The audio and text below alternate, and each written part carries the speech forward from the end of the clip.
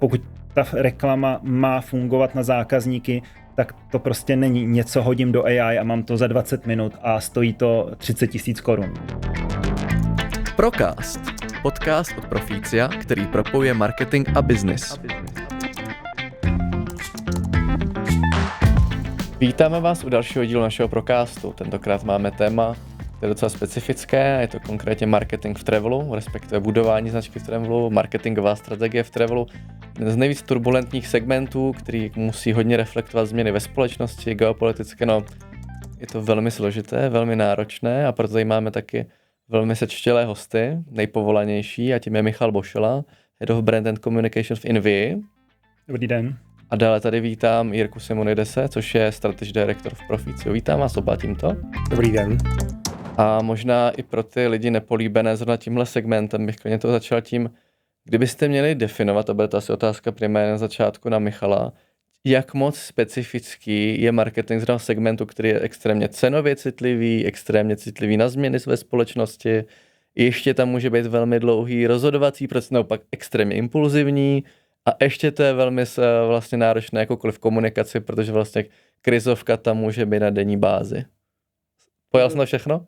Je to tak, ale v podstatě to je téma na 2 hodiny právě, takže jako, kdybych to měl shrnout, tak právě hodně lidí si vlastně náš biznis splete s klasickým e-commercem a pak spousta lidí, kteří z e-commerce buď to k nám přicházejí, nebo v podstatě tak se hodně diví, jak moc specifický je a jak moc nefungují ty principy, které v klasickém e-commerce vlastně jsou na denním pořádku, nebo se s nima dá počítat. A to samozřejmě se k tomu asi později jako dostaneme, ať už je to sezónnost, ať už je to právě ovlivněný těmi vnějšíma faktorama, který vy z pozice, ať už marketingu nebo vůbec biznisového nedokážete vůbec ovlivnit a během jednoho dne, a to klidně pak určitě si můžeme říct na praktických příkladech, vám dokážou změnit totálně business plán ze dne na den. No, zní to jako velmi náročně, a když tady máme konec konců Jirko Simonidese, který zkušenosti s travelem určitě má, tak to bys tak předpokládal, že tam může přesně dobře fungovat. No, role bude specifická pro agentury a pro kanceláře. A mě by strašně zajímalo, jak moc je pro vás důležitý budovat brand INVII versus to, jak lidi se hlavně zajímají o destinaci, případně o ten resort. A za mě musí být strašně těžký se na tom písečku jako pohybovat správně a vůbec si vyhodnotit nějakou investici do toho brandu, ale abyste vydrželi, tak věřím, že právě ten brand tam do budoucna nebo dlouhodobě musí hrát obrovskou roli, jinak splynete s vyhledávačima na Google, Bookingu a podobně. Takže za mě určitě brand musí být silný e-commerce, silný, v tom se to v těch zásadních kamenech jako neliší, ale...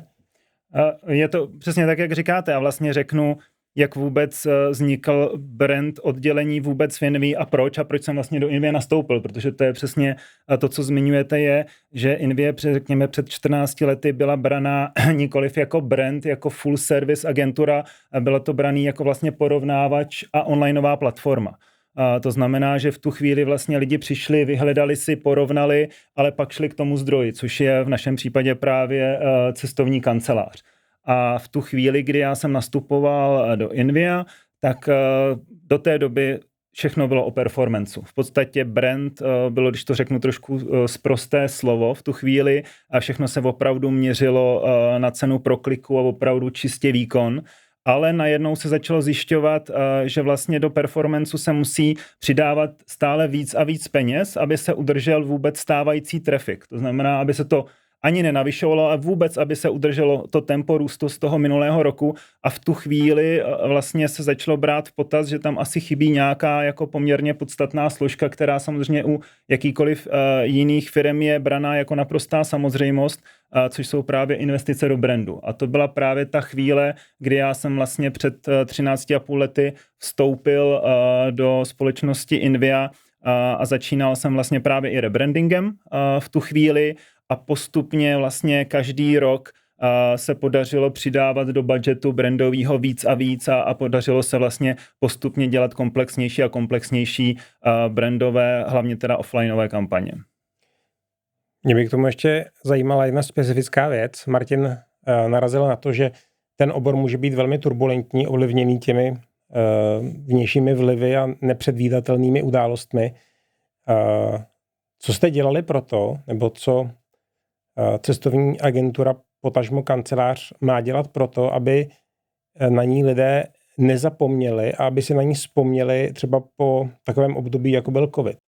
Aby nesešla, aby tam může být jako velká propast v tom, že se vytratí zmysly těch zákazníků a jak to zajistit, aby věděli, ke komu se třeba po těch 2-3 letech vrátit, když začnou zase cestovat.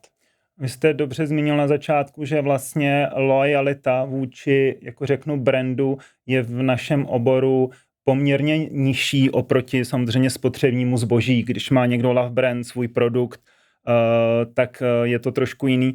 Tady samozřejmě všichni prodávají velmi podobný produkt. Přestože každá cestovní kancelář má trošku třeba rozdílné hotely, tak z pozice zákazníka je to o tom, chci jet do Egypta, chci nějaký hotel do nějakého budgetu s nějakým standardem.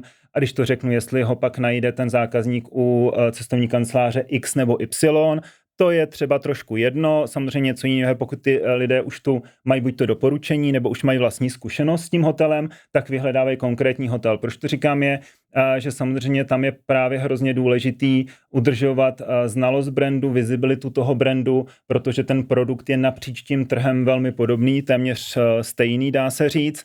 A hlavně právě v tom covidu, my jsme samozřejmě, pokud se opravdu dostaneme do covidového období, tak tam se opravdu stáváme k jenom opravdu jako zcela zásadnímu zlomu, kdy během v podstatě 14 dnů se uzavřely hranice a my jako cestovní agentura, stejně jako většina cestovních kanceláří, ten majoritní biznis je prostě letecké zájezdy do zahraničí.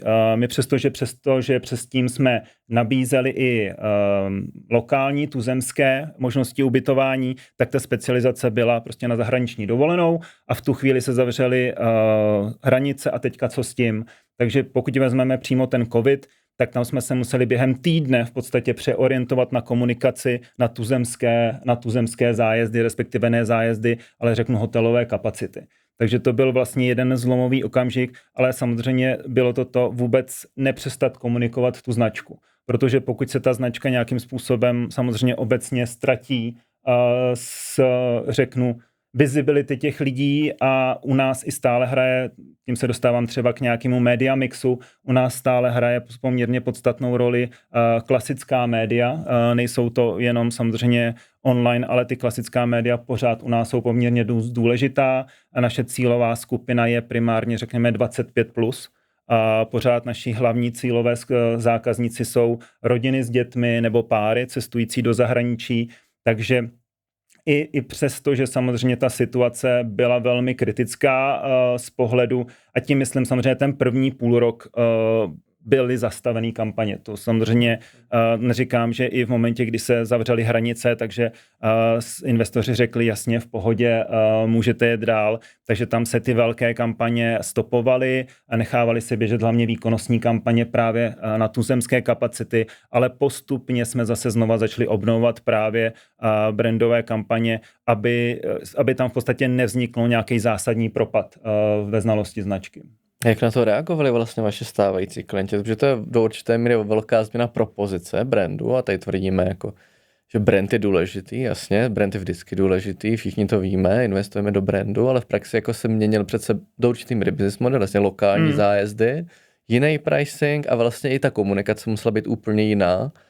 Tak pokud tady řešíme, že přesně je to turbulentní, tak jak zabezpečit to, aby se ten brand vlastně nedrolil, že jste jako ano, tak jsme to udělali jinak, ale mikrozměn takových bude napříč rokem vlastně strašně moc, ne? Nebude to jenom jako obří jako covid. Ono samozřejmě tím, že pořád jsme nabízeli, řeknu, nějaké cestování, to znamená z pohledu pozice zákazníka vůči brandu se neměnilo to, že bychom jeden den nabízeli dovolenou a druhý den rozváželi jídlo. Takže v tomhletom ta konzistence, samozřejmě jenom jsme měnili produkt, který se komunikoval, když to řeknu.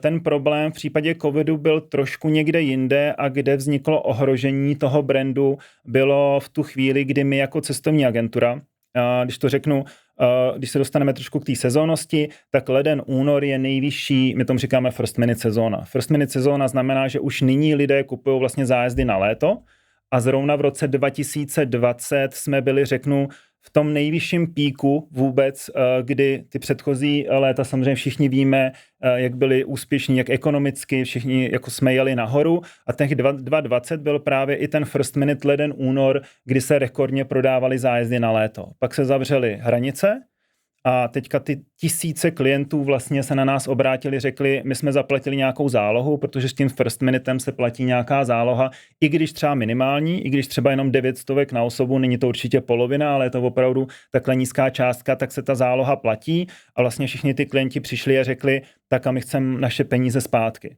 A ten problém samozřejmě u cestovní agentury je, že vybírá peníze od svých klientů, ale ty peníze nejsou její, ty peníze přeposílá do cestovních kanceláří a ty cestovní kanceláře zase platí nějaký zálohy leteckým společnostem, hotelem. Takže se tady globálně stalo to, že vlastně vybrali se peníze, vybral se cash, ale ten cash se v podstatě takhle poslal dál a v momentě, kdy přišli klienti a řekli, my v létě stejně nebudeme moc letět, tak nám ty peníze vraťte, tak my jsme bohužel řekli, ale my ty peníze nemáme. A v tu chvíli samozřejmě, když ten klient je v nějakém rozpoložení, že něco zaplatil, zároveň ví, že ta služba nebude dodána, tak se velmi těžko argumentuje tím, jaký business model máte a kde ty peníze jsou. Že to je vlastně logický, že ty peníze jako nemáme, že je bohužel nemůžeme vyplatit, ale to si myslím, že nebylo specifikum jenom naše. Samozřejmě tohle to byl problém celého travel segmentu, že v tu chvíli nebyli schopni ani cestovní kanceláře vyplácet ty své klienty a proto pak vzniknul, teď si nepamatuju měsíc, ale byl to Lex Voucher, vzniklo v podstatě možnost, že jsme těm lidem mohli vlastně ty zálohy vracet, řeknu v poukazech, vlastně na ten jako budoucí nákup. Takže tohle to jsem spíš já viděl v podstatě jako brand manager v té době, jako řeknu ohrožení reputace té značky, i když to bylo napříč trhem, ale přeci jenom ta cestovní kancelář má daleko větší nástroje, tím, že ty peníze, produkty jsou její, tak má daleko víc nástrojů, jak třeba části, i třeba poměrově části těch klientů ty peníze vrátit a tím pádem si udržet, řeknu, ten vztah vůbec k té firmě, zatímco my jsme vždycky závislí jenom na tom, jak se rozhodne cestovní kancelář. Tím se možná právě kolikrát, já to rád zmiňuji, když je to trošku třeba mimo marketingové téma, že zjišťuju, kolik lidí vlastně vůbec netuší, jaký je ten princip fungování cestovní agentury, pak jsou hodně naštvaný, když něco nedokážeme vyřídit, když jim nedokážeme zařídit výměnu pokoje, nebo pokud opravdu se dostáváme ke krizové situaci, kdy někdo neodletí z destinace a oni řeknou, my jsme si to u vás koupili, kdy budeme mít náhradní letadlo, kdy nám to kdy budete kompenzovat, ale my bohužel z pohledu přeprodejce i z legislativního nějakého pohledu můžeme říct, vyčkejte na informace od cestovní kanceláře, maximálně můžeme podat jenom tu informaci, kterou nám předá cestovní kancelář. Cestovní kancelář je vždycky pořadatel a ta zodpovídá za veškerou jako komunikaci s tím klientem. To znamená, my ani nemůžeme tomu klientovi třeba říct, tak tam počkejte, ono bude nový letadlo, nebo se vraťte na hotel. Tohle to vůbec není v naší kompetenci o tom rozhodovat a vždycky i v těch hlavně krizových situacích může s klientem komunikovat ten pořadatel, což je cestovní kancelář. No jak to zasáhne do nějaké dlouhodobé marketingové strategie? Když předpokládáme, že jako je naplánovaný celý rok, víme, co prostě, do čeho budeme investovat, děláme v tom travelu, předpokládáme, že tam bude vícero faktorů, které se prostě opakují cyklicky, typicky, že nějaká sezóna a tak dál. Tohle to hodí totálně vidle. Tak jak rychle a pružně reaguje vlastně Invia? Nebo má na to další lidi, má na to agentury, jak to vlastně probíhá? Většinu věcí si děláme in-house. Opravdu agenturu, řeknu, pokud používám agenturu, máme samozřejmě kruce PR agenturu, mám kruce mediální agenturu, ale všechno ostatní už opravdu jsme si vždycky dělali a byli jsme na to pyšní, jestli to děláme in-houseově. Samozřejmě ta sezónnost, jak se zmiňoval, naplánovat jde. Ty kritické okamžiky, ať už je to covid, anebo třeba můžu zmínit jako aktuálnější, řeknu, událost, což bylo třeba útok na Izrael. A proč zmiňuji Izrael? Většinu samozřejmě Češi stále mají rádi Egypt. Drtivá většina třeba letních zájezdů prodaná je právě do Egyptu, ale samozřejmě zároveň ten Egypt je velmi oblíbený u Čechů, že je to v podstatě taková low-costová exotika i na podzim. A když máte naplánovaný nějaký business plán, s tím business plánem samozřejmě jsou nějaké marketingové budgety a v momentě, kdy se vlastně stala ta událost, myslím si 7. října se to stalo, kdy teda došlo k útoku a tím, že se večer ve zprávách objeví mapa toho Izraele a vedle už je napsáno ten Egypt, tak přestože můžete samozřejmě vysvětlovat, že to středisko, to letovisko je 500 kilometrů daleko, tak v momentě, kdy se to opravdu objeví v médiích, tak vám ty prodeje toho Egyptu dropnou okamžitě o 60, klidně 70%. A v tu chvíli vlastně, když dojíždíte tu Q4 a celý to je trošku jako postavený na tom, že samozřejmě ty prodeje toho Egypta jsou takhle silné, tak je to velký problém, protože vy nemáte jak ten Egypt nahradit. Když to jako teďka srovnám, pokud jste food delivery a prodáváte KFCčko, Výborný příklad, KFCčko, ty mají krizovku taky za sebou. A to jsem vlastně nešel teďka cíleně na to jsem jako řekl, že vlastně prodáváte KFCčko a samozřejmě se něco stane, tak velmi rychle jako můžete přesvičnout na McDonald's. Ale v momentě, kdy prodáváte Egypt, tak nemůžete zastavit kampaně, nebo zastavíte kampaně na Egypt, protože samozřejmě je krizovka, ale vy nemáte co pustit místo toho Egyptu. Protože vlastně v tu chvíli na stejný cenový relaci, kde je zrovna počasí, kam se dá jezdit, tak v podstatě taková destinace není. Jako v tu chvíli je samozřejmě exotika už jako vzdálená, ale to už jsme úplně v jiný cenový hladině, takže Egypt za 15 000 all inclusive letecky na týden, tak v tu chvíli vlastně nemáte co zapnout. Takže tohle to je třeba příklad, opravdu konkrétní příklad toho, kde se specifická destinace vám schodí vlastně totálně třeba ten business plán v rámci toho měsíce a vy nemáte vlastně co místo toho jako zapnout nějakým způsobem v kampaních. Jo, samozřejmě jsou to věci, pokud se na to budeme koukat z pohledu brandu, tak z pohledu zákazníka to takováhle událost ten brand nějak jako nepoškozuje, protože ten zákazník vnímá tu geopolitickou situaci a že za to nějakým způsobem ten brand nemůže, ani to nemůže ovlivnit, ale z pohledu toho biznesu jsou to naprosto zásadní změny a zásadní události. No a zase to teda reálně vymění. Když se tam úplně polopaticky, vypadne Egypt, jasně, v té chvíli se ještě neví, jak dlouho to bude trvat. Na Izrael se jako útočí vesele stále, pořád, tam a zpátky. Tak teoreticky by to mělo snižovat ceny, respektive zájem o Egypt stále dál, ne? Je to tak, že začnete třeba boostovat víc Emiráty, protože Emiráty třeba co se týče vůbec exotiky, tak jsou u Čechů jako velmi oblíbené. Samozřejmě ta cenová hladina je vyšší, ale to je pak jako o tom, že pokud opravdu někdo chce jet, no tak prostě nepojede za těch 12, 13, 15 all inclusive, ale jsou tam ty Emiráty, který samozřejmě už se v nějakým způsobu dají v last minute třeba sehnat i za 20, za 22, za 23. Aktuálně třeba byly i nabídky za 14 teda. Takže ano, pak je to spíš o změně toho, chci jet na tu dovolenou a jsem ochotnej teda za to připlatit víc, protože chápu, že nepojedu toho Egypta, nebo respektive to je rozhodnutí toho zákazníka. Ty lety tam stále jsou. Ono to vlastně není o tom, ty cestovní kanceláře mají ty čártry říkáme těm přímým letům vlastně do těch destinací, tak oni ty lety mají nasmlouvané dlouho dopředu. Takže i když se stane ten útok a samozřejmě ty letoviska jsou velmi daleko a nejsou nijak ovlivněný i tou bezpečnostní situací, tak ty lety tam stále jsou. Samozřejmě v momentě, kdy klesne ta poptávka, tak ta cestovní kancelář začne třeba rušit, má 2 lety denně, no tak zruší jeden a jeden tam ponechá. To znamená, ty možnosti pro ty klienty tam letět stále jsou.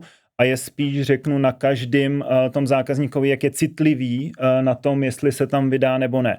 Což zase musím říct, že Češi v tomhletom jsou takový, že v momentě, kdy ta situace zmizí z palcových titulků médií, přestože ta situace se ani ještě nevyřešila, tak se ta poptávka velmi rychle obnovuje.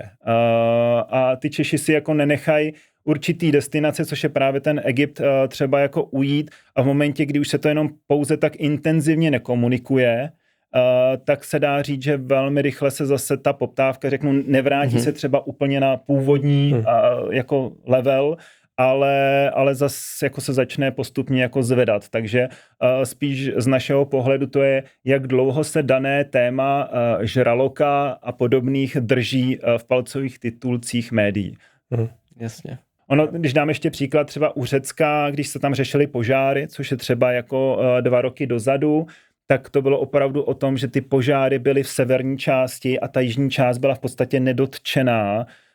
Samozřejmě měli jsme informace přímo od delegátů cestovních kanceláří, že na tom jihu se absolutně nic neděje, ale v momentě, kdy opravdu média ukazují běžící lidi se zbytkami kufrů od hořících lesů, tak já jako chápu ty lidi na druhou stranu, když se jim snažíme, i samozřejmě ty prodejci, protože ty jsou s nima v přímém kontaktu, vysvětlit, že ten hotel dole, který je 200 km vzdálený, že se tam opravdu nic neděje a že můžou v klidu odletět, tak je to občas jako problém spíš nějaký té paniky, která je vyvolávána těmi médii zbytečně. No.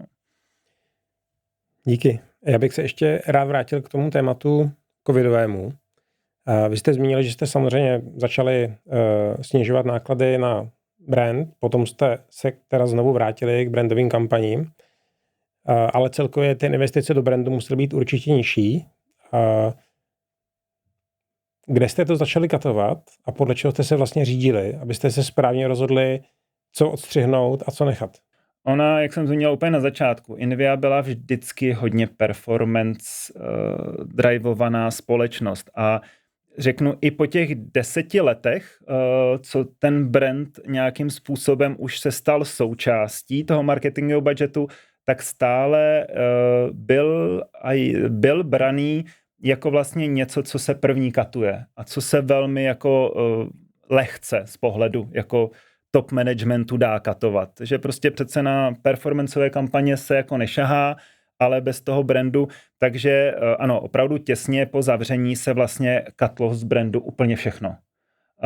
A pak v podstatě v těch následujících, řeknu, letech, ani ne měsících, protože samozřejmě v tu chvíli březen se zavíraly hranice, vlastně nikdo vůbec nevěděl, co se bude dít, což byla situace, když už teďka se bavíme o situacích, někde se objeví žralok, někde hoří, jsou to situace, které se nějak jako cyklicky už opakují, takže nějakým způsobem víme, jaký bude vývoj, ale samozřejmě v momentě covidu nikdo vůbec netušil, jestli ty hranice budou zavřený půl roku nebo rok.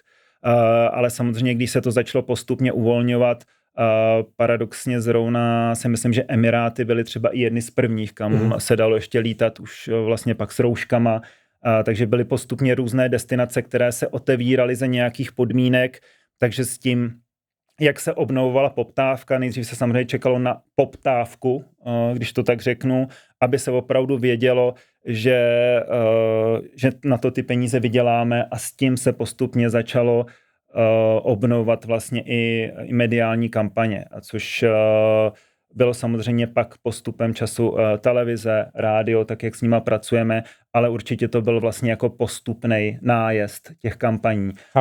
Ale primárně samozřejmě najížděl performance a teprve, když už se vidělo, že se nějaký ten trend tam je, kam to půjde, tak se začal zase vracet brand. Já bych chtěl jít ještě do většího detailu, jestli teda můžete o tom mluvit, tak z toho brandu, co dostalo tu prioritu? Co prostě skončilo někde v tom mediálním mixu jako druhořadý kanál, kam ty peníze, dejme tomu, se začaly nalévat zase až jako mezi posledním pořadím?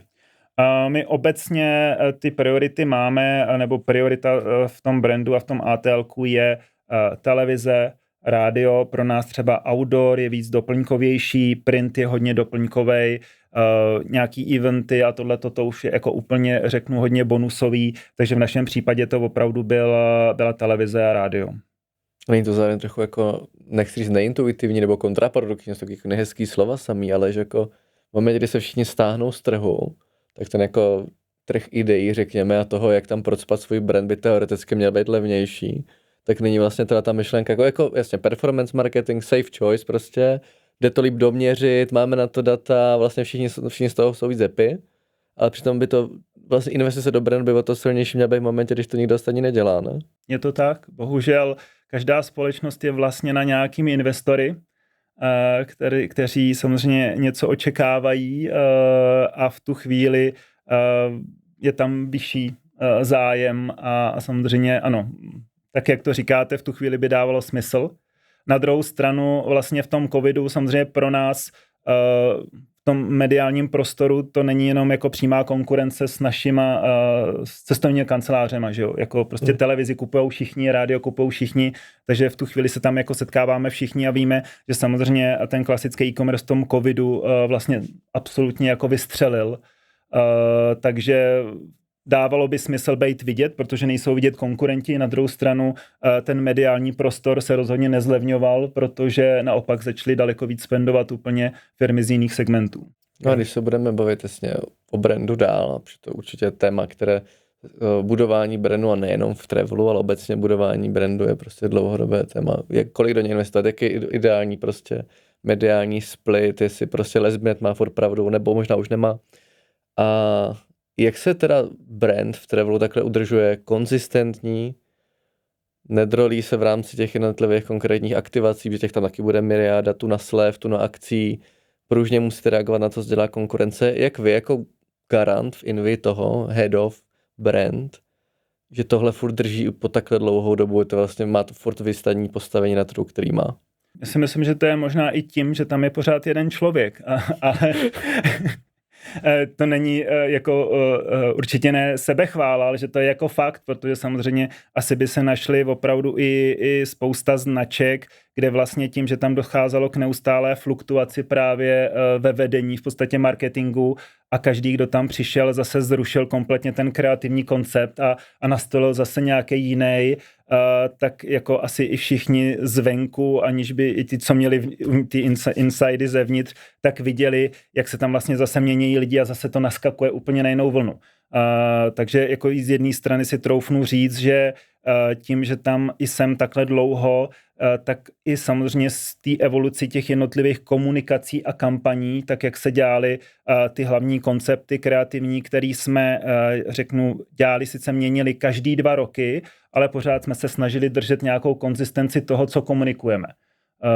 Tím klidně můžu už jako skočit k tomu, vlastně jaký byl vývoj toho brandu, protože na tom se to dá nejlíp ilustrovat i ta konzistence, kdy jsme začali teda prvníma velkýma, ATLkovýma kampaněma, teď jsem 13 let, teď je 26, 13, já si myslím 2015 jsme začali. První vlastně ta část do toho covidu jsme se snažili hlavně odkomunikovávat právě výhody Invia, protože spousta lidí přijde a řekne, hele, ale proč bych měl teda kupovat vůbec na Invia, prostě vlastně jste jenom platforma, která porovnává, tak mě řekni, proč bych neměl jít právě k cestovní kanceláři a na to jsme se soustředovali právě v těch prvních letech, kde jsme zdůrazňovali vlastně ty výhody skrz nějaké, kreativní, naše první kampaň byla jiný rozměr dovolené, kde jsme právě třeba ilustrovali tu šíři té nabídky, kdy ten člověk nemusí obcházet ty cestovní kanceláře, má všechno na jednom místě a co je podstatný a do dneška občas lidé vůbec nevědí, že vlastně ta nabídka je za stejnou cenu, jako u těch cestovních kanceláří, jinak by ten business model vůbec nemohl fungovat. To znamená, ta primární výhoda je, mám na jednom místě všechno, co si můžu porovnat a pak si vybrat, co mě nejvíc jako vyhovuje. Takže ta naše první kampaň byla jiný rozměr dovolené, kde jsme to kreativně stvárňovali přes zvětšený předměty, velký ručníky na pláži, dlouhý brčka.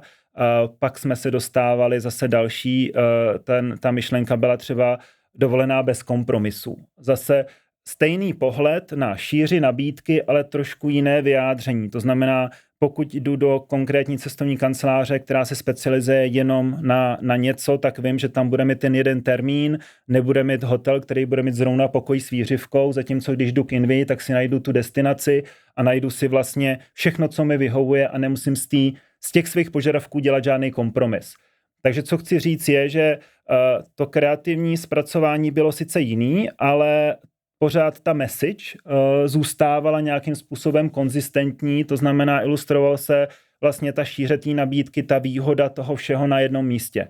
Ale jenom ty kreativní insighty a ty message byly trošku jasně jiný, to zpracování vizuální bylo trošku jiný, ale vlastně ta konzistence pořád byla poměrně dost jako stejná a to jsme šli, přes ty racionální argumenty. To jste dělali interně všechny tyhle ty kreativy? Samozřejmě, co se týče vůbec produkce, to byly v těch dobách, musím říct, že to byly velké produkce přímo v zahraničí. Vlastně první tu kampaň jsme točili na Kubě, ta dovolená bez kompromisu byla Dominikánská republika, kde jsme samozřejmě na tohleto už jsme spolupracovali s kreativní agenturou, s produkční agenturou, takže tohleto samozřejmě už nebylo interní. Takže to byl, řeknu, klasický postup. Ale co chci říct je, že vlastně v té první části jsme šli přes ty racionální argumenty a když jsme nějakým způsobem věděli, samozřejmě děláme si brand tracky, kde si zjišťujeme brand awareness, atributy značky, kde už jsme zjistili, že třeba po těch letech už lidé vědí, proč Invie má ty výhody, tak jsme se právě, a to bylo docela zajímavé, že jsme se na konci roku 2019 rozhodli, že vlastně úplně zrušíme ten, řeknu, USP koncept a půjdeme čistě do emocí. A že vlastně nebudeme muset vysvětlovat, proč ta Invia zase pojď, protože něco. A 2019 jsme připravili kampaň, jednu vlastně z našich jako nejúspěšnějších kampaní, která se jmenovala Léto s tebou.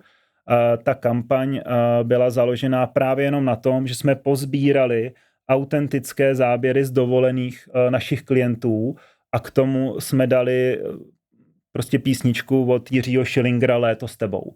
A to pro nás vlastně bylo tak silný, že to nebylo o tom, proč jděte na Invii a jaký je ten racionální důvod. Bylo to ten původní insight byl, že vlastně ta dovolená, ten čas na dovolený s rodinou, s přáteli jsou vlastně ty okamžiky, který si člověk pamatuje celý život a jsou nějakým svým způsobem nejvíc emocionálně třeba zatížený, co ty lidi prožívají. A my jsme najednou chtěli ukázat tu autentickou emoci našich klientů a k tomu se naprosto perfektně i tou tonalitou té písničky hodilo právě to Léto s tebou. Samozřejmě možná mladší generace to tak neznají, ale kdo zná, tak ví, že je to taková letní, vzpomínková, romantická písnička a v podstatě to bylo tak jednoduché, že jsme vzali jenom ty záběry a k tomu dali jenom tu písničku a řekli v podstatě Invia. Co vás přimělo k tomu shiftu internímu, když přesně víme teda, že už Invia, performance-based, předtím se šlo po racionalitě a tady jsou naše 5 USPček, jdeme prostě ad nauseam.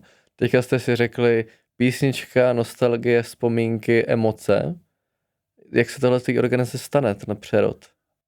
To samozřejmě, to řeknu, v 2019 jsme opět udělali kreativní tender a my jsme chtěli samozřejmě po těch více letech, kdy to bylo, přestože to, jak jsem říkal, ten náhled na tu kreativu, nebo respektive ten message byl stejný, jenom jinak kreativně zpracovaný a už jsme jakoby sami došli k tomu, že vlastně možná je to nějakým způsobem vyčerpaný jako koncept, ale že už to vlastně chce změnu. Že jako znova nějakým způsobem spodobňovat tu šíři nabídky nebo ty výhody té Invie, že už vlastně asi je nejvyšší čas se na to se podívat trošku jinak. A takhle byl napsaný i ten kreativní brief pro ten agenturní tender a tohle to byla vlastně jedno z návrhů, kterou agentura vlastně přinesla a v tu chvíli vlastně to bylo tak jednoduchý, respektive když se opravdu dostaneme k tomu autentickému kontentu těch klientů, tak tohle nebyl úplně první okamžik, kdy jsme používali ten autentický content. My už jsme si to trošku vyzkoušeli vlastně rok předtím, kdy jsme do těch našich pořád ještě spotů, který byla dovolená bez kompromisů, do Packshotu byli schopní dostávat fotografie klientů z dovolených. Myslím, fotografie našich klientů z dovolených, takže to bylo více statický, nebylo na tom založený celý ten koncept, bylo to vlastně, když už jsme končili tu nějakou dvouroční periodu toho konceptu dovolená bez kompromisu a říkali jsme, hele, jak ten spot, který už ty lidi stejně viděli, tak jak ho nějakým způsobem obohatit, tak jsme vlastně zkoušeli, vyzvali jsme zase klienty, aby nám posílali svoje fotky a do Packshotu jsme dávali a to tenkrát bylo poměrně i v tom, že my jsme to dělali dynamicky, to znamená, my jsme každý den do našich spotů dávali jiný fotografie a těm klientům, jejichž fotografie byly vybrány, tak jsme vlastně dopředu posílali datum a čas, kdy ta jejich fotografie v té televizi bude. aby se samozřejmě, aby jsme tím podpořili sdílení toho a musím říct, že to hrozně skvěle fungovalo v tom, jak vlastně stačí hrozně málo vlastně dát takovouhle informaci a ty lidi, kteří věděli, že se uvidějí v televizi, že tam ta rodina bude, že tam budou ty děti, tak vlastně sdíleli s kamarádama tu informaci, hele, dneska tam bude ta naše fotka z té dovolený. Takže tohle byl první takovej, řeknu, jako ne pokus, ale přesně taková první vlaštovka s tím UGC contentem, který se pak naplno rozvinul právě v tom, že jsme na tom postavili celý koncept a celou komunikaci. Bohužel, jak jsem řekl, bylo to listopad 2019, kdy jsme dokončili produkci. Ještě musím říct, že já teda vlastně ještě do nedávné doby jsem byl zodpovědný za brand napříč trhy Československo-Maďarsko, protože značka vlastně Invie je napříč těma 3 trhama. Takže já jsem měl na starost vždycky tyhle 3 trhy, takže když jsme dělali nějaký kreativní koncept, tak jsme ho vlastně propisovali skrz všechny trhy. Takže třeba Léto s tebou na Slovensku lidi znají díky Schillingerovi, ale nechali jsme to tam naspívat tenkrát vlastně, myslím, byl to výherce, jestli Superstar, teďka nevím, jestli pletu, Adama Ďuricu. Mm-hmm. Takže vlastně vzali jsme tu písničku, tady jsme ji použili v originále, na Slovensku jsme ji nechali naspívat Adama Ďuricu a třeba v Maďarsku, samozřejmě tam by to použitelný nebylo, tam jsme našli vlastně jako hudební skupinu, která má podobnou písničku tonalitou, aby to jako sedělo k tomu vlastně obrazu, ale co jsem chtěl říct, takže dodělali jsme produkci, pustili jsme Léto s tebou v lednu 2020, měli jsme s tím obrovský plány, že samozřejmě díky tomu, jak je to postavený, že třeba v létě budeme na festivalech, že třeba z toho uděláme celý videoklip, který se domluvíme s Očkem, že potom bude jako vysílaný. Takže těch nápadů samozřejmě bylo hrozná spousta a pak odjeli jsme tu first minutovou sezónu s tím leden únor, kdy ten plán určitě byl samozřejmě je to celý rok a v momentě, kdyby to bylo úspěšný, tak pokračovat ještě a v březnu jsme celý ten koncept v podstatě zavřeli, ale vlastně jenom za ten leden únor, kdy jsme jeli YouTubeovou kampaň, tak to za ty 2 měsíce byla za rok 2020 třetí nejhranější komerční spot nebo nejhranější spot na českém YouTube. První byl reklama od T-Mobileu, druhý byli tančující křečci Dědoles a třetí bylo právě Léto s tebou. A to bylo jenom za ty 2 měsíce, co jsme tu kampaň jako spustili. A musím teda říct... Pardon, nejhranější myslíte díky placeným médiím, nebo i z organického pohledu? I z organického pohledu. Jo. A musím říct, že jako vlastně Léto s tebou, i co se týče, řeknu, zpětný vazby od profesionálů jako marketingových, taky od lidí, bylo vlastně jedno že to bylo jako velmi signifikantní kampaň. Že to bylo vlastně, že tím to tak vybočovalo, přestože ty předchozí kampaně, protože jsem i samozřejmě s nima dělal, tak musím říct, jo, tahleta byla třeba slabší, tahleta byla skvělá, produkčně naprosto profesionální, tak musím říct, že tahleta právě, a to je právě že ty emoce, jak ty Češi, jak se říká, že Češi buď slyšejí na humor, anebo jako fakt tam musí být ty emoce, tak skrz tyhle ty emoce musím říct, že si spousta lidí ještě velmi dlouho pamatovala vlastně tu kampaň vlastně do dneška, přestože běžela opravdu jenom ty 2 měsíce. No. Proč neběží teď? Proč neběží teď, respektive proč jsme se k ní nevrátili, k tomu konceptu, byl důvod spíš interní, že my jsme v rámci samozřejmě Invia jeden brand, ale my jsme součástí vlastně byli Invia Groupu. S tím Invia Groupem bylo to, že tam byla vlastně i německá entita, byla tam i polská entita a s tím, jak po covidu samozřejmě v průběhu covidu jsme začali čím dál tím víc. Do té doby jsme hodně dělali lokální věci. Lokální týmy, lokální věci a v průběhu covidu se právě tohleto hodně změnilo a začaly se ty produkce a vůbec ta spolupráce napříč těma všema entitama dost provazovat. I ty týmy se začaly provazovat, ty procesy a tím pádem, když jsme po covidu začali řešit novou produkci, nový kreativy, tak už to bylo o tom, že si vlastně neděláme lokální spoty, ale že děláme v podstatě napříč 7 entitama nebo 7 trhama, protože V případě Německa tam je ještě, vlastně němečtí kolegové mají pod sebou ještě, myslím, švýcarský trh. Takže tam najednou jsme se dostali do situace, kdy to musí být kreativa, který rozumí, jako řeknu, 6 trhů. Funguje to univerzálně? Já musím říct, že tenkrát jsem samozřejmě s tím mohl nesouhlasit, ale to bylo tak jediný, co jsem s tím mohl dělat. Protože samozřejmě ta mantra toho společné produkce za jedny peníze pro tolik trhů je natolik ekonomicky lákavá, že pokud se samozřejmě my jako marketáci budeme bavit, že pak vlastně vznikne něco, kdy se k tomu vyjadřuje každej a na konci musí vypadnout něco, co vlastně každý řekne, no je to nějak OK, tak i já nemůžu být spokojený s tím, když řeknu, je to OK.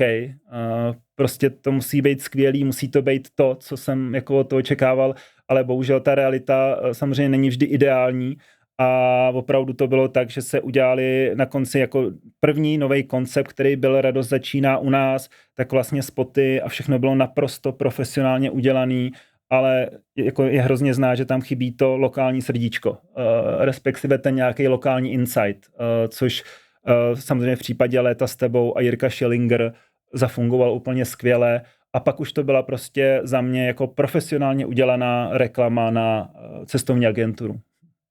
Ta další kreativa už. No. Mě by ještě zajímalo, jestli u této kampaně, kdy jste vlastně, jestli se nepletu, byla to první kampaň, kde jste právě přešli k těm emocionálním prvkům od těch racionálních, tak jestli tomu předcházel nějaký brandový výzkum, který pracoval s potřebami uživatelů, s tím, s čím se značka vlastně chce asociovat, aby si vás podle toho lidé zapamatovali a vybavili v tom hodném okamžiku, když si vybírají tu dovolenou, nebo že to spíš byla intuitivní práce? Bylo to intuitivní. Bylo to o tom, že my už jsme samozřejmě díky průzkumům věděli, že ty atributy, které jsme ty léta budovali, proč půjdou, jaký mají servis, co od nás lidi očekávají, tak na té racionální rovině jsme věděli, že už jsme to nějakým způsobem vybudovali a pak opravdu tohleto rozhodnutí bylo opravdu intuitivní. Podle čeho, když to nejsou jenom biznisová čísla, si vlastně vyhodnocujete úspěšnost těch kampaní, když byste třeba chtěli porovnat úspěšnost Radost začíná u nás versus Flip a Flop, jak se na to díváte? Samozřejmě děláme si klasický průzkumy visibility at awarenessu a všeho. Teď musím říct, ještě říct z toho, opravdu pro nás je, řeknu, doba před covidem a doba po covidu. A to i z tohohle pohledu těch kampaní, které jsme dělali a toho, jaký možnosti byly a jak se k tomu dalo jako přistupovat. Takže teď musím říct, že ta pocovidová doba je přesně o tom, že těsně po tom covidu to bylo, hele, děláme to pro všechny entity, teď se dostáváme do takového, že jo, tak všichni víme prostě AI a v momentě, kdy řeknu někdo úplně z top boardu managementu jde na svoji první AI konferenci, kde řeknou, všechno se dá dělat AI a jsme třeba 3 roky dozadu, tak přijde a řekne, proč byste někam jezdili, proč byste něco produkovali nebo dělali autenticky na tom místě, když přece jsem teďka tady slyšel, že všechno už se dá dělat AI. A samozřejmě, kdo někdy byl u nějaké produkce u toho celého procesu, tak moc dobře ví, že to prostě takhle není a pokud ta reklama má fungovat na zákazníky, tak to prostě není něco hodím do AI a mám to za 20 minut a stojí to 30 000 korun. Jako jo, ale je hrozně těžký to samozřejmě vysvětlovat a obhajovat, přestože vy jako brand manažer, jako head of brand se snažíte udělat to nejlepší pro tu značku i proto, aby to mělo ten efekt, tak někdo to může vidět velmi zjednodušeně, no jo, vy zase chcete jet někam jako natáčet. Takže já bych, vždycky se mi vybaví ten mem, jak si všichni myslejí, co dělám, co opravdu dělám, jak to doopravdy je a jako vysvětlovat někomu, že opravdu letět někam 12 hodin, tam strávit 3 natáčecí dny od 4 od rána, kdy se jede prostě na plác kvůli světlu a končí se večer a zas pak letět zpátky, protože už je postprodukce, takže to není dovolená. Ale řeknu bohužel, to takhle jako je občas viděno ale samozřejmě tím jsem trošku odbočil, tím jsem chtěl říct, že myslím si, že ta předcovidová doba těch jako velkých kampaní, tak jak jsme je třeba dělali, už se asi pravděpodobně jako nevrátí. Nebo já bych hrozně rád, aby se vrátila, ale zatím je to tak, že se samozřejmě hrozně teďka klade důraz jak na finanční efektivitu, časovou, tak samozřejmě úspory z rozsahu v rámci jako všech těch entit, protože ten fakt, že jsme samozřejmě zůstali součástí nějaké velké skupiny, kde potom samozřejmě jako dává smysl nějakým způsobem šérovat ty náklady na tu produkci, ale tím se z toho trošku jako vytrácí právě ta lokálnost a ty lokální insighty, tak si myslím, že teďka už vlastně budeme v tomhletom trendu nějakým způsobem pokračovat. A my se jenom snažíme maximalizovat ten výstup, který vznikne, řeknu, z toho společného grupového, tak se aspoň nějakým způsobem snažit lokalizovat vlastně tady. I když vlastně ta celá produkce není ušitá na ten lokální trh, tak aspoň vzít ten spot tak, jak je vytvořený pro všechny entity a lokalizovat ho třeba, řeknu, známým voiceoverem, to znamená výběrem třeba jako známýho herce toho hlasu, anebo samozřejmě pracovat potom s flipem a flopem tady v rámci České republiky už nějakým způsobem po svém, pak už si to ten trh každý nějak jako přizpůsobí. Ale samozřejmě děláme si průzkumy, jak si vedou vlastně naši spoty, jak si vedou kreativy, takže to vlastně nám pak slouží k tomu porovnávání, kdy třeba když se vrátíme k tomu radost, začíná u nás, tam si myslím, že ten insight byl velmi dobrý, kreativní, řeknu to vizuální zpracování už bylo o něco víc generičtější, ale to je právě daný tím, jak ta produkce vlastně vznikala. Což možná, když už se dostávám k té generičnosti, tak to si myslím, že pokud mám hodnotit obecně vlastně travel marketing, tak generičnost byla dlouhou dobu vlastně, řeknu, nějakým poznávacím znamením, kdy a tím chci trošku vlastně říct, že proto jsme se snažili dělat vlastní příběhy, vlastní spoty, vlastní produkci, protože konkurence dlouhou dobu vlastně používala opravdu generické spoty. Ona si je vlastně z valné většiny ani neprodukovala. To je tak, že se v podstatě stáhly nějaký footage z databank, videobank, ale kdy já jsem vždycky říkal, kdybych vám zakryl to logo té společnosti, tak nemáte absolutně šanci poznat vlastně, která cestovní kancelář to je, protože prostě skotačící rodinka na pláži s velkým nápisem již byla vlastně jako dominantou všech respektive vrcholem kreativ travel marketingu po hodně dlouhou dobu. Takže to určitě samozřejmě tak, jak se všichni snažili předhánět v kreativně, originalitě, vtipu, tak si myslím, že obecně celý travel marketing dlouhá léta byl totálně zaseklej jenom v tomhletom. A není ten flip a flop pokus o to z toho nějakým způsobem vybočit a vytvořit možná tím flipem a flopem i nějaký jako nový brandový asset? Tam ta kampaň byla generická, z mého pohledu se třeba velmi, velmi dobře vlastně spojovala s potřebou těch uživatelů, nebo velmi dobře komunikoval tu kategorii. U toho flipa flopa mám dojem, že ta kategorie toho cestovního ruchu se tam může vytrácet, protože drtivou část těch spotů tam vlastně ta dovolená jako není. Ale je tam nějaký úplně nový asset, něco díky čemu si možná ty lidi můžou zapamatovat a právě nevidět tam jenom ten obrázek s plovacím kruhem v písku a cena od. Byla to jako záměrná změna strategie? Bylo tam v briefu, vlastně ten brief trošku byl, samozřejmě už to vzniklo, ten brief v době AI, to znamená výhody a nevýhody těch produkcí před a po covidem. Samozřejmě jdete na destinaci, máte profi herce, jste v tom prostředí, jste v tom produktu, který vlastně chcete prodat. To znamená, vyvoláváte, i když vlastně komunikujete nějaký racionální vědomí, tak vyvoláváte nějakou emoci i díky tomu, že ukazujete tu dovolenou, protože samozřejmě ty předchozí spoty, přestože komunikovali tu šíři, tak tím, že byly natážený na těch hezkých destinacích, na těch plážích, tak to mělo vlastně v tu chvíli i budit takový to, ježiš, já už bych prostě chtěl někam jet. Ježiš, to je hezký, tak pojďme si vybrat tu dovolenou. Takže přestože ta emoce, vlastně byla to trošku jiná emoce, než potom u toho léta s tebou, byla to emoce, já bych chtěl už zase někam jet, hlavně v tom letom počasí samozřejmě. Ale byla tam velmi, řeknu, nízká flexibilita toho, co s těma asetama pak můžete vytvářet. Prostě jste někam jel, natočil jste, řeknu, základní televizní spoty, udělal jste nějaký základní prostě asety na social, ale v momentě, kdy jste se vrátila, najednou jste potřeboval přizpůsobovat ty asety pro daný kanály, tak vlastně jste už jako nemohl. V tu chvíli jste pořád jenom otáčel to, co jste měl, takže ten brief i s tím flipem a flopem byla nějaká, řeknu, modularita a flexibilnost toho, co se s tím pak dá do budoucna vytvářet. A druhá věc je, vlastně jsme se delší dobu bavili o tom, že Invia nemá jako maskota.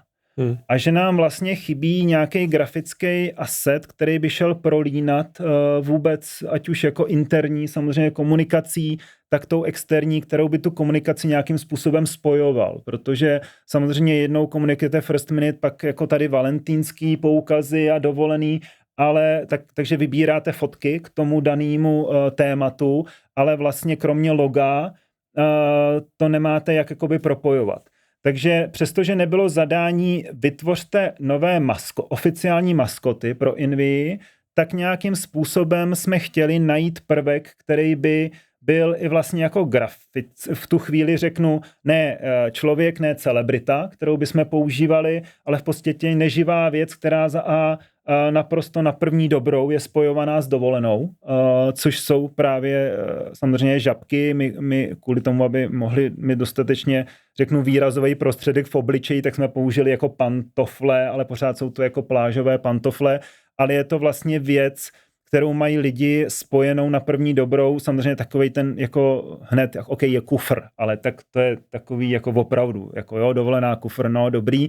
Ty žabky jsou i takový, že ty lidi se vyloženě těšejí, až schodějí ty boty a vlastně budou moct ten týden chodit jako v těch žabkách, že vlastně si nemusí oblíkat ty ponožky, ty boty, takže určitě jsme chtěli i nějaký asset, i nějaký prvek, který je na první dobrou spojovanou s dovolenou, ale zároveň by šel použít vlastně jako nějakým způsobem. Teďka jsme byli ve fázi, kdy to měly být maskoti pro danou kampaň, kdy neříkám, že oficiálně jsou flip a flop jako maskoti Invie, ale momentálně jsou to naši hlavní hrdinové vlastně našich kampaní.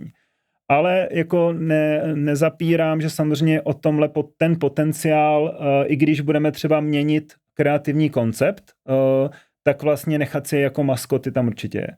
Rád bych si tipnul, kolikrát během interních diskuzí zaznělo jako benchmark slovo Alzák, ale můžeme jít klidně na další téma.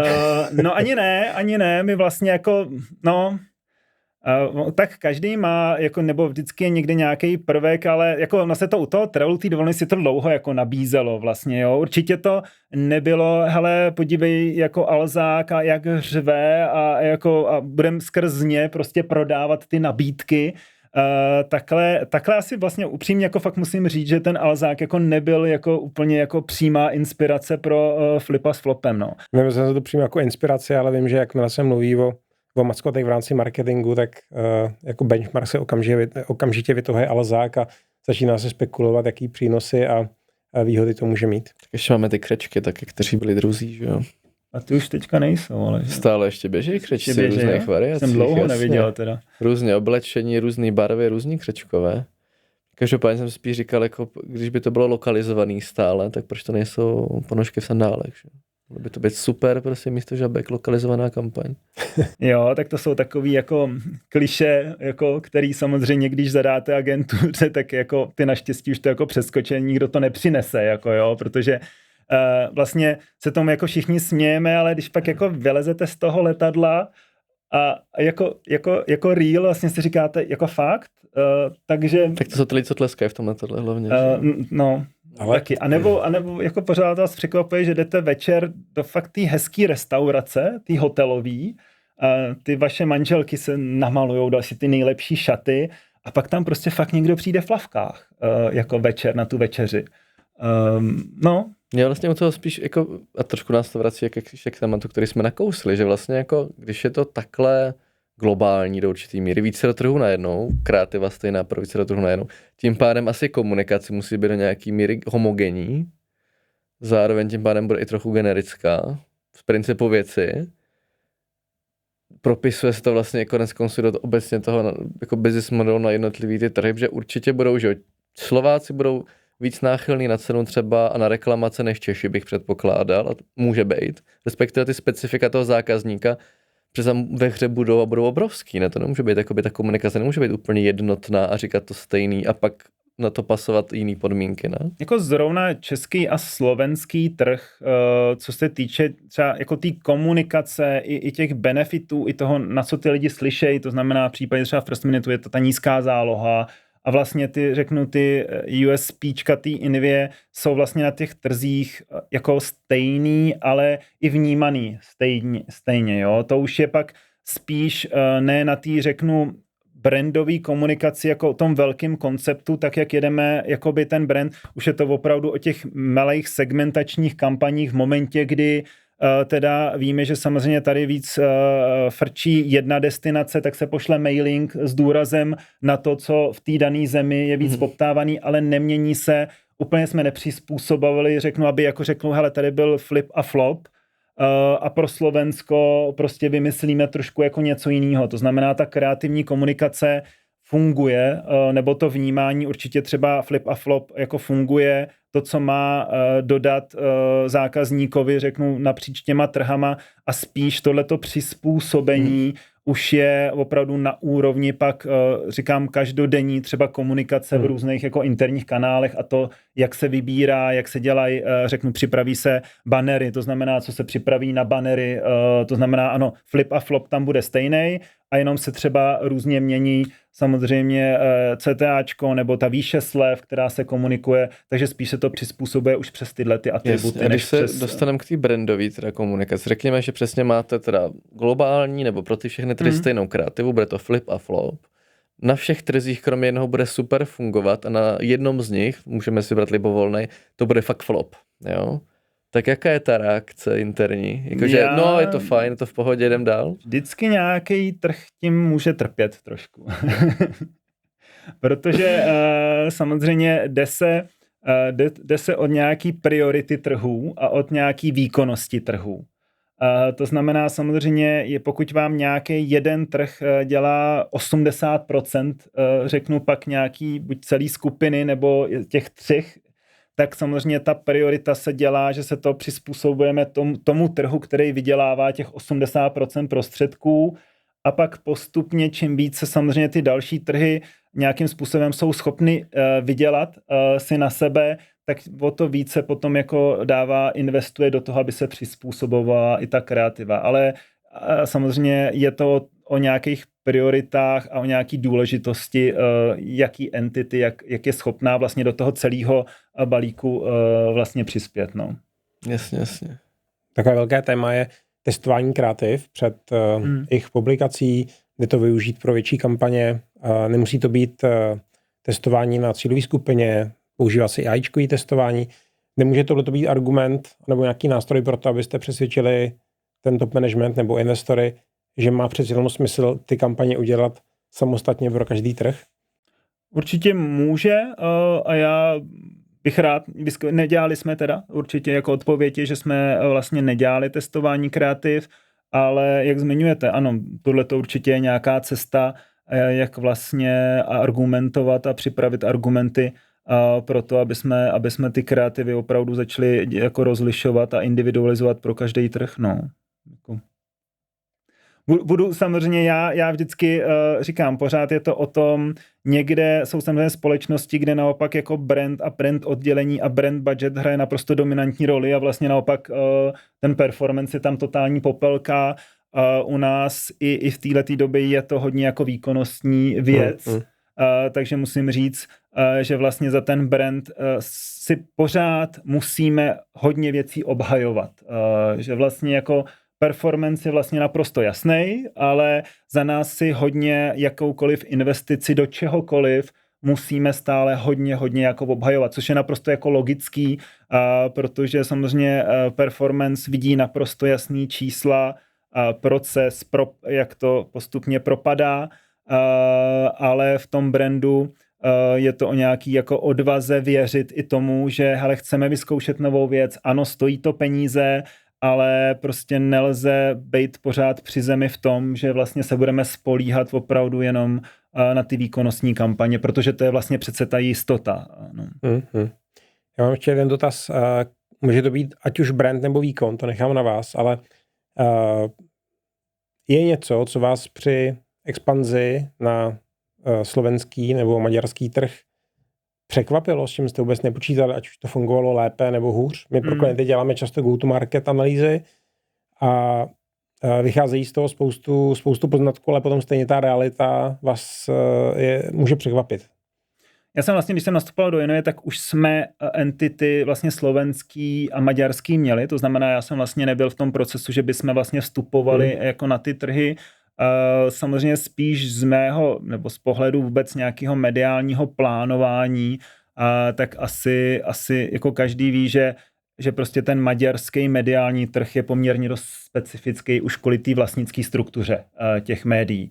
Ale opravdu je to i třeba, když si vzpomenu, když jsme dělali kreativně a natáčeli jsme třeba i ty spoty, tak opravdu řeknu, byly tam třeba zpětná vazba od vlastně mojí brand manažerky, respektive kolegyně třeba z Maďarska byla, hele, tohle tady jako pustit nemůžeme, protože Maďaři jsou třeba v tomhletom víc rasističtí a tudíž jako tak, jak jste to natočili a máte tam toho barmana, tak třeba tohleto tady jako u nás úplně, a bavíme se třeba teda o 8 let dozadu, jo, takže tam určitě byly i nějaký jako řeknu na tom Maďarsku, jako ať už teda při mediálním plánování, to samozřejmě bylo z pohledu toho, jak tam fungují média, kým jsou vlastněny a z pohledu třeba kreativního opravdu jsme tam jako řešili, jaký spot, který zrovna byl, s jakou kreativou v podstatě tam jako pustíme na tom trhu. No.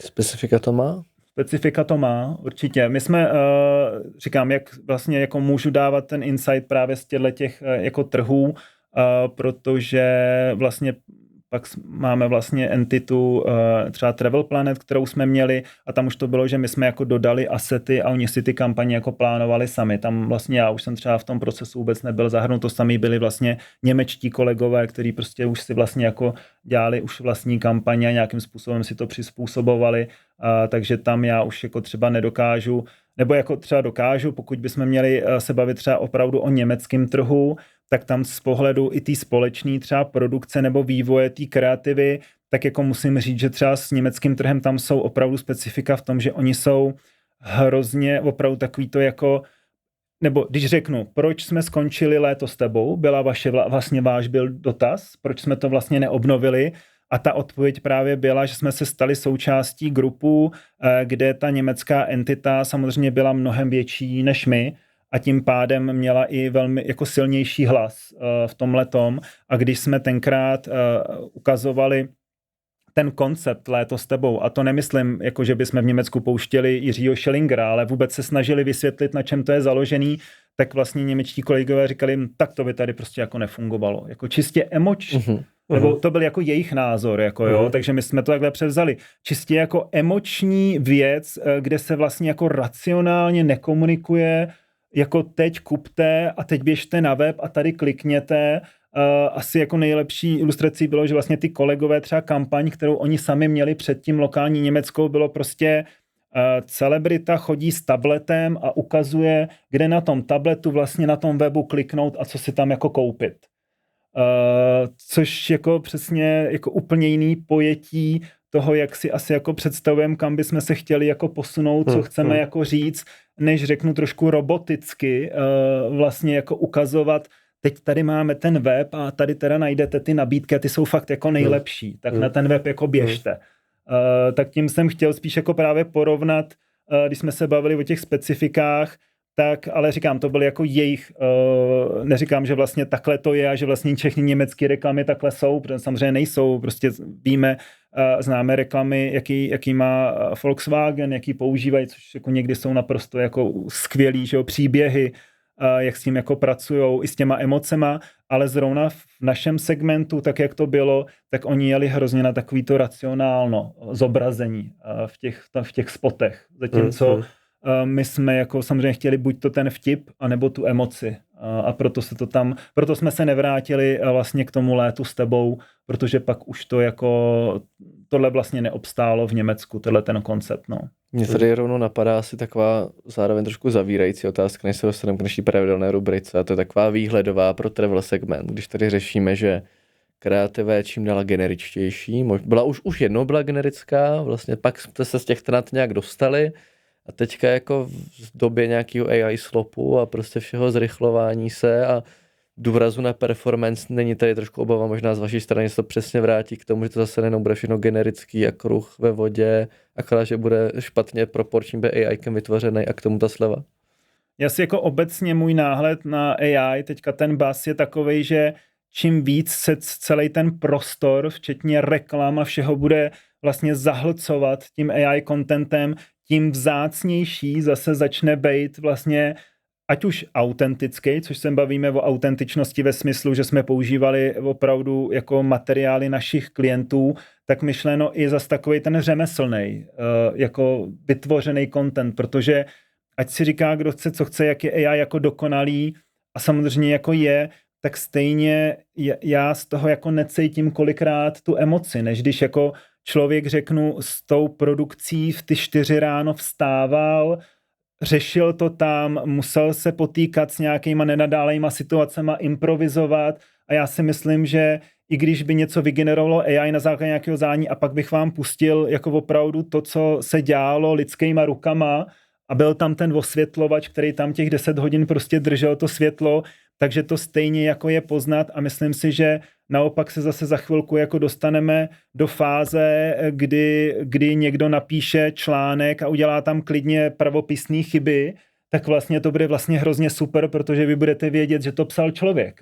Že to než jako, se naučí AI dělat chyby. Že pokud se AI nenaučí dělat chyby, ale tím se jako dostávám k tomu, že možná se dostáváme do doby, kdy pořád bude tlak to dělat s co nejmenšíma nákladama a vlastně co nejefektivněji, nejrychlejší, protože to je přece jako flexibilní, ale když to takhle začnou dělat vlastně všichni, tak se dostaneme tam, kde jsme byli. A pak zase budou firmy říkat, tak já potřebuji nějak vystoupit jako z té řady a zase se vrátíme možná jako k tomu, že vezmeme tu kameru do té ruky a půjdeme ven prostě do té nějaký jako reality, ukázat pořád ve výsledku jako prodáváte vlastně to, kam ty lidi chtějí jet, jak se tam mají nějakým způsobem cítit. A vlastně za mě, a je to prostě nějaký možná jako old school přístup, je to pořád o tom, že si myslím, že opravdu ta realita ta řemeslnost i v tom jako natáčení a v produkci, samozřejmě ta AI super může nám vyplivnout jako nápady. Je to nějaký jako start k tomu, kdy se začne brainstormovat a něco rozvíjet. Ale já určitě jako nejsem fanouškem toho, aby jsme i produkčně, nebo aby se produkčně v podstatě začalo jenom jako unifikovaně lidi prostě přesně s šestýma prstama a vlastně nějaký jako vlastně AI destinace, jak ta destinace prodáváte vlastně to, co existuje. Takže si naopak si myslím, že se obecně lidi jako začnou vracet víc k tomu autentickému kontentu, který třeba nebude dokonalej ve smyslu toho zpracování, tím chci říct, že třeba i my chceme začít víc používat opravdu ten autentický content od našich třeba klientů, že nám třeba pošlou, řeknu, recenzi na ten hotel, kam jako jedou. A určitě jako víme, že to nebude jako skvěle natočený, že bude mít možná rozmazaný čočku, ale vlastně tím, jak se to všechno teďka AI-kuje, tak si myslím, že najednou ty lidi jako budou vlastně, bude pro ně to mít daleko větší hodnotu, než super profi natočený jako nějaký AI spot nebo to ono. Takže já vlastně jako doufám, že se co nejdřív zahltíme tím, aby jsme se zase vrátili k tomu, co jsme nějakým způsobem oceňovali a myslím si mělo jako větší hodnotu. No. Můj tip je, že ten autentický obsah bude důležitý, ale ten, o kterém opravdu můžeme říct, tohle je fotka Franty Nováka, který byl na dovolený na Dominikáně, ale pokud půjde jako tu plagátovou fotku s tím plavacím kruhem na pláži, tak je pravda, že dneska zejména lidi, co dělají v oboru, tak jsou schopni rozeznat AI jako od normální fotky a video tím spíš, ale myslím si, že v roce 27-28 to už třeba vůbec nerozeznáme a celá produkce bude udělat jenom v tom AIku. Jo, určitě to tak je, no. Otázkou je jako jestli to bude vlastně tak správný, protože vlastně ty lidi pak řeknou, hele, já chci třeba, kde je ten hotel, který vy tam ukazujete, nebo jako která to byla ta pláž. A vy řeknete, hele, to je vlastně jako celý jako fejkový, to jsme si vlastně jako tak jako napromptovali v podstatě.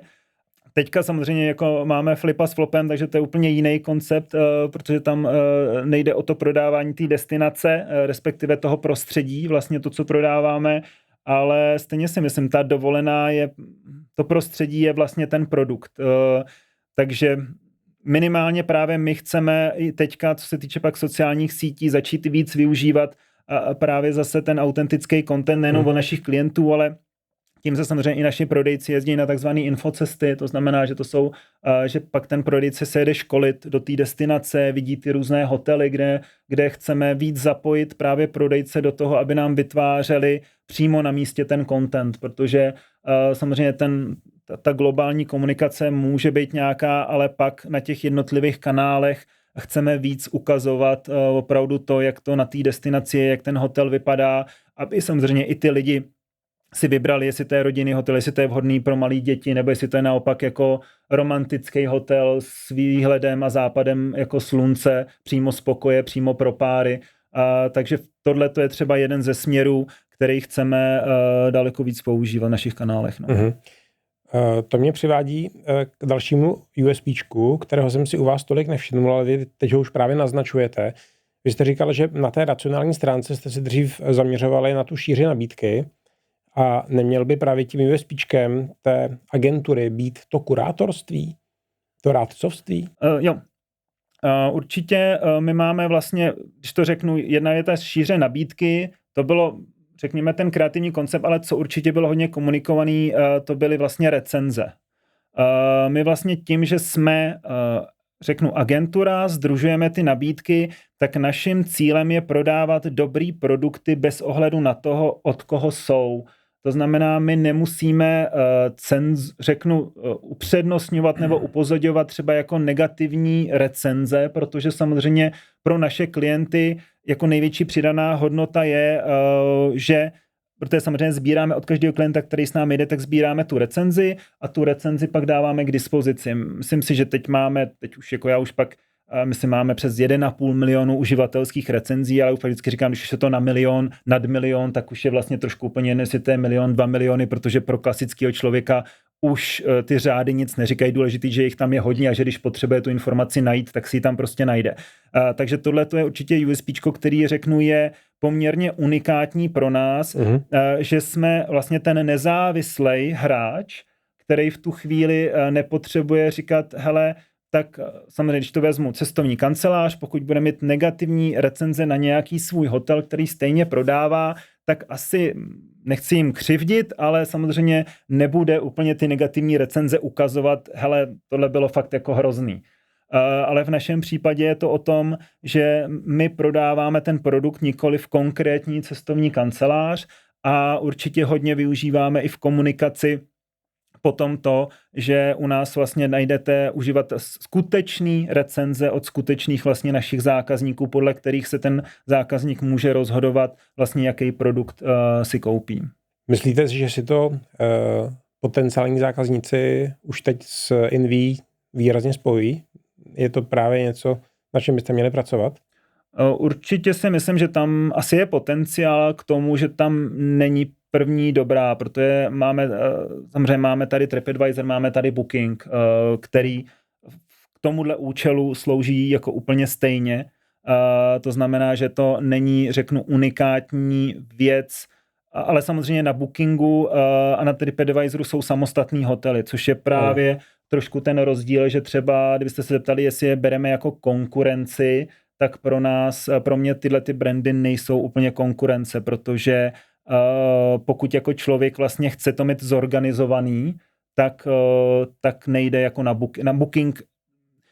Takhle řeknu, třeba člověk jede 2krát s námi a 2krát jede za rok třeba to, že si najde na Bookingu ten hotel a zařídí si to sám, jo. Ale je to trošku ne jiný segment lidí je to třeba stejný, ale je to jako plnění jiný potřeby toho člověka, třeba do jiný destinace, jiná délka toho pobytu, takže já neberu úplně jako konkurenci, ale k těm uživatelským recenzím my je máme, ale jsou to právě těch uživatelských recenze těch vlastně balíčků, kterými nabízíme, což ne vždycky ty hotely musí být i jako na Bookingu, ty samý. Ale zároveň to jako není unikum, kde bychom říkali, hele, jsme jediný, že to takhle máme, protože nejsme. Ale je určitě pravda, že tam je, že pravda v tom, že je ještě víc potenciál v podstatě to zdůrazňovat, že ta nezávislost a nějakým způsobem ten prostor, kde ty lidi si můžou přečíst vlastně recenze, ať jsou pozitivní nebo negativní a podle toho se rozhodnout, tak si myslím, že ten prostor tam ještě je. Vzhledem k tomu, že už se opravdu blížíme k tomu časovému limitu a nechceme ty lidi úplně zabít jako nejdelším podcastem v historii, byť určitě bychom se mohli bavit hodiny a hodiny, tak přišel ten čas na takovou naši pravidelnou rubriku, kde trošku jako pomůžeme konec konců všem těm marketérům, kteří mají to nadšení dělat v travelu, tak všem našim konkurentům, všem lidem, kteří možná mohli dělat i na straně klienta, ať už Inivej nebo kdekoliv jinde. A ta rubrika je taková, že se snažíme jim poradit, s čím novým by měli začít, co stávající by měli případně zachovat, pokud se třeba v travelu pohybují, respektive v marketingu v travelu. No a nějaký jeden tip dostatečně jasný do budoucna, s čím by měli fakt skončit. Co by fakt měli zrušit ideálně, neřešit. Dejte to klidně stručně, nemusíte být dlouhý, ale prostě start, stop, continue. V libovolném pořadí. OK, tak to stop. Stop, přestat používat opravdu generický footage se Shutterstocku s tou konkrétní rodinou, kterou pak všichni jako používají, objevuje se na stejných plakátech různých cestovních kanceláří nebo v různých videích, takže určitě přestat používat ten klišé jako generický content.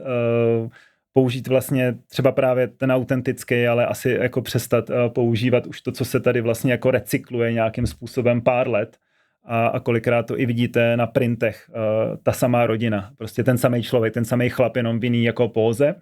Určitě jako začít, ono to samozřejmě je spojený, bavili jsme se hodně o tom AI-ku a ono, když to řeknu vlastně teď, jak všichni najeli AI-ko a vytváření třeba článků na blogu a podobně, tak já si myslím, že všichni teďka velmi intenzivně řešejí propady ve výsledcích vyhledávání právě kvůli tomu, že se vlastně vyskytují AI overviews prostě v rámci toho a že vlastně tak, jak celé SEO týmy pracovali na tom, aby byli v předních pozicích, tak najednou opravdu je hrozně vidět, jak člověk jako pokládá otázku, nikoliv vyhledávací dotaz, získává odpověď a pak už vlastně nejde dál. A proč to zmiňuji je, že tím se trošku vracíme k tomu autentickému kontentu, protože v momentě, kdy se začne ten content a řeknu třeba blogovej vytvářet znova autenticky a nikoliv jako genericky produkovat, tak samozřejmě je daleko větší šance, že v těch výsledcích vyhledávání se bude objevovat právě zmínka jako o vás. Jak vlastně bojovat s tím, to vlastně nikdo neví, ale jako jedním způsobem, jak bojovat s propadem vlastně ve vyhledávání v rámci AI Previews je právě začít se zase vracet k tomu jako autentickému kontentu, který ten vyhledávač bude oceňovat naopak jako nejrelevantnější odpověď na otázku toho zákazníka, kterou hledali. Třeba jak vypadá, je rodinný hotel v daném, teda je rodinný bazén v daném hotelu. Takže asi jako používat autentický snažit se vytvářet originální autentický samozřejmě obsah a úplně nespolíhat na to AI. No. To bylo stop, start a continue.